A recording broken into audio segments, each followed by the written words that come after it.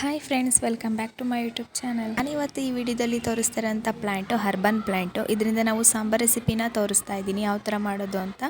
ಇದು ಬಂದು ನರಳೆ ಕುಡಿ ಅಂತ ಹಳ್ಳಿ ಕಡೆ ಕರೀತಾರೆ. ಇದನ್ನು ಅಚ್ಚ ಕನ್ನಡದಲ್ಲಿ ಸಂದು ಬಳ್ಳಿ ಅಂತ ಕರೀತಾರೆ. ನೀವು ಗೂಗಲಲ್ಲಿ ಚೆಕ್ ಮಾಡ್ಕೊಬೋದು. ಇದನ್ನು ಫಸ್ಟು ನಾವು ಚಿಗುರನ್ನ ಕಿತ್ಕೊಂಡು ಇದರಿಂದ ಚಟ್ನಿ ಸಾಂಬಾರು ಎರಡೂ ಸಹ ಮಾಡ್ಕೊಬೋದು.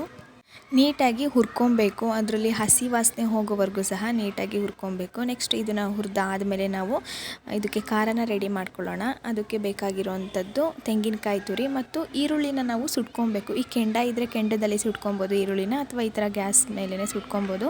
ನೋಡಿ, ಇಷ್ಟು ಒಂದು ಕಪ್ಪಷ್ಟು ಕಾಯಿ ತುರಿನ ಹಾಕ್ಕೊಂಡು ಅದಕ್ಕೆ ಒಂದು ಸ್ವಲ್ಪ ಕರಿಬೇವಿನ ಸೊಪ್ಪು, ನಮಗೆ ಖಾರ ಎಷ್ಟು ಬೇಕೋ ಅಷ್ಟು ಮನೆಯಲ್ಲಿ ಮಾಡಿರೋಂತಹ ಖಾರದ ಪುಡಿ ಹಾಕ್ಕೊಂಡು ಇವಾಗ ನಾವು ಹುರ್ಕೊಂಡಿರೋಂತಹ ನರಳೆ ಕುಡಿನ ಇದಕ್ಕೆ ಹಾಕ್ಕೊಳ್ಳೋಣ.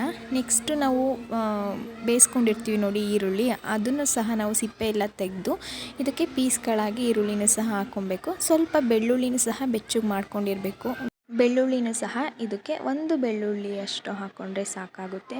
ನೆಕ್ಸ್ಟ್ ಇದಕ್ಕೆ ಸ್ವಲ್ಪ ಸಾಂಬಾರು ಟೇಸ್ಟಾಗಿ ಒಂದು ಮೀಡಿಯಮ್ ಆಗಿ ಬರಬೇಕು ಅಂದರೆ ಸ್ವಲ್ಪ ಅಕ್ಕಿನ ನಾವು ಹುರ್ಕೊಂಡು ಹಾಕ್ಕೊಬೇಕು ರುಬ್ಕೊಳ್ಳೋದಕ್ಕೇ. ನೆಕ್ಸ್ಟ್ ಇಷ್ಟು ಹಾಕ್ಕೊಂಡ್ರೆ ಎಲ್ಲ ಹಾಕ್ಕೊಂಡಂಗೆ ಆಗುತ್ತೆ ಇಂಗ್ರೀಡಿಯೆಂಟ್ಸು. ಇವಾಗ ಇದಕ್ಕೆ ಅಕ್ಕಿನ ಹುರಿದು ಸ್ವಲ್ಪ ಹಾರಕ್ಕೆ ಇಟ್ಟು ಅದು ತಣ್ಣಗಾದ್ಮೇಲೆ ಹಾಕ್ಕೊಬೇಕು. ನೆಕ್ಸ್ಟ್ ಇದಕ್ಕೆ ನಾವು ನೀರನ್ನ ಆ್ಯಡ್ ಮಾಡ್ಕೊಳ್ಳೋಣ.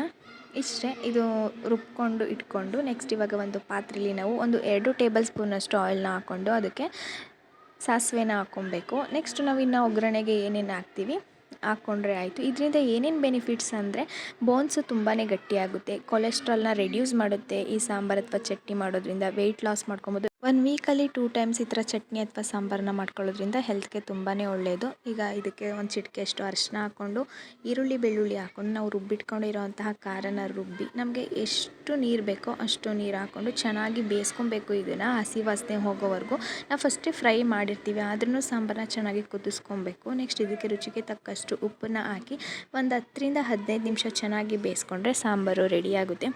ಮತ್ತು ಈ ಡಯಾಬಿಟಿಸ್ ಇರೋವಂಥವ್ರು ಇದನ್ನು ಸೇವಿಸಿದ್ರೆ ಶುಗರ್ ಸಹ ಕಂಟ್ರೋಲ್ ಆಗುತ್ತೆ. ಮತ್ತು ಇದು ತುಂಬಾ ಕೋಲ್ಡ್ ಆಗಿರೋ ಟೈಮಲ್ಲಿ ಕೆಮ್ಮು ಬರುತ್ತೆ ನೋಡಿ, ಆ ಟೈಮಲ್ಲೂ ಸಹ ಇದರಿಂದ ಚಟ್ನಿ ಮಾಡ್ಕೊಂಡು ತಿನ್ನೋದ್ರಿಂದ ತುಂಬಾ ಒಳ್ಳೆಯದು. ಇವತ್ತಿನ ವಿಡಿಯೋ ಇದಾಗಿತ್ತು. ಈ ವಿಡಿಯೋ ನಿಮಗೆ ಇಷ್ಟ ಆಗಿದೆ ಅಂತ ಅಂದ್ಕೊಳ್ತೀನಿ.